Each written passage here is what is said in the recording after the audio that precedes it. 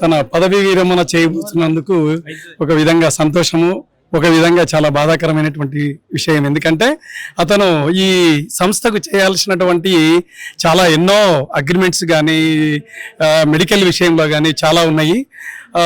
ఈయన అహ్మదుల్లా గారు నేను 1989లో ఒకేసారి జాయిన్ అయ్యాము. నేను లాస్ట్ ఇయర్ రిటైర్ అయ్యాను. ఈ సంవత్సరము అహ్మదుల్లా గారు రిటైర్ అయ్యారు. ప్రజెంట్ ఐఎన్టీసీలో నేను కూడా ఆనరబుల్ సెక్రటరీగా ఉన్నాను.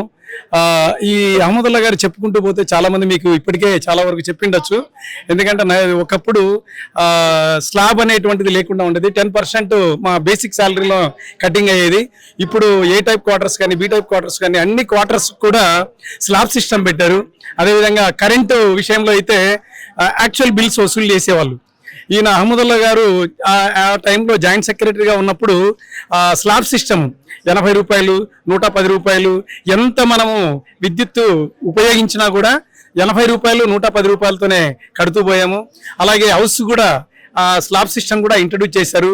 అలాగనే చనిపోయిన డిసీజ్డ్ ఎంప్లాయీస్ ఎంతో మంది ఈరోజు ఈ బీడీఎల్లో జాయిన్ అయ్యారంటే కేవలము ఈ అహ్మదుల్లా గారి నాయకత్వంలోనే, ఈ అహ్మదుల్లా గారు చేయబట్టే ఈరోజు వందల మంది వాళ్ళు డిసీజ్డ్ ఎంప్లాయీస్ ఇక్కడ జాయిన్ అయ్యి వాళ్ళ ఫ్యామిలీలో ఒక వెలుగు నింపినటువంటి వ్యక్తి అహ్మదుల్లా గారు.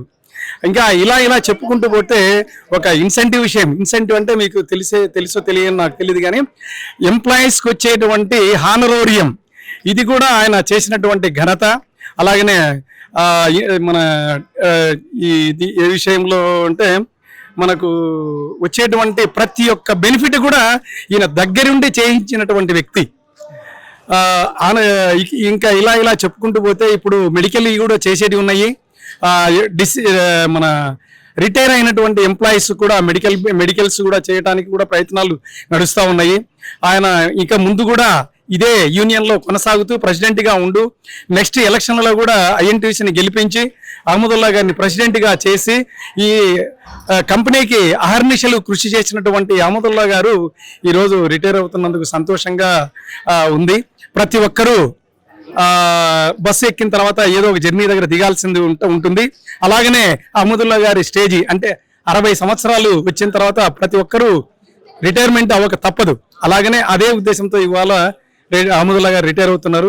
వారికి, వాళ్ళ ఫ్యామిలీకి, వాళ్ళ పిల్లలకు దేవుడు ఆయురారోగ్యాలతో ఇవ్వవలసింది అని కోరుకుంటూ భగవంతుని ప్రార్థిస్తూ, అలాగనే మీరు వచ్చినటువంటి RR న్యూస్ వారికి ఈ లైవ్ టెలికాస్ట్ చేసినందుకు చాలా సంతోషం అమ్మా. Thank you very much.